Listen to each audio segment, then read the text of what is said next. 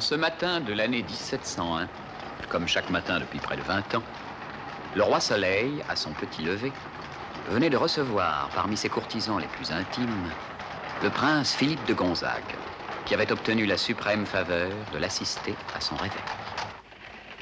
Comment avez-vous trouvé le roi, monseigneur, à son petit lever? De plus en plus autoritaire. Sous l'influence de Madame de Maintenon et comme toutes les personnes qui vieillissent, il ne songe plus qu'à marier les gens. Et quelle est sa dernière victime? Mon cousin, Philippe de Nevers, qu'il veut marier à une de ses nièces. Et c'est moi que Sa Majesté a chargé de lui annoncer la bonne nouvelle. Mon cher Philippe, le roi sait ce qu'il fait en vous donnant sa nièce en mariage. N'êtes-vous pas l'un des seigneurs les plus fortunés de ce royaume? Le plus infortuné. Je ne vous comprends pas. Mademoiselle de Savoie n'est pas Vénus, bien sûr, mais devenir le neveu du roi de France, quel honneur. Bref, Sa Majesté m'a chargé de vous avertir de ce projet. Voilà qui est fait. Et ne l'oubliez pas, ce que le roi veut, Dieu le veut. Mais ce que Dieu a uni, le roi ne peut le désunir. Voulez-vous dire?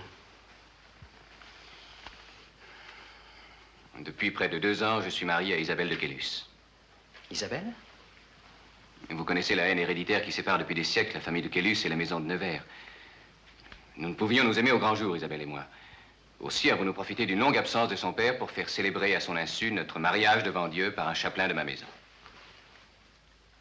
Mariage secret? Oui. Et nous comptions, avec l'appui de Sa Majesté, placer bientôt le vieux marquis devant le fait accompli.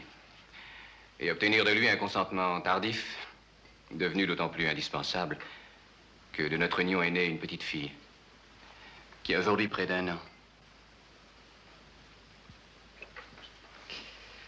Dans sa disposition d'esprit actuelle, je crains fort que le roi ne considère comme bien injurieux que vous ayez fait célébrer ce mariage sans l'avoir consulté. Pouvais-je prévoir cette subite décision de Sa Majesté à mon égard? Mon pauvre Philippe, elle équivaut pour vous à un ordre d'exil. Je sais. Je vous promets de vous aider dans cette épreuve. Vous pouvez compter sur moi. Merci. Mais qu'allez-vous répondre au roi? Que la maladie vous oblige à vous retirer dans une région plus favorable à votre santé? Le roi n'aime guère les malades, il l'est trop lui-même depuis quelque temps. Dans 1 an ou 2, bien des choses peuvent avoir changé. Il vous faut partir le plus tôt possible. Je ne prendrai que le temps d'embrasser ma femme et ma fille.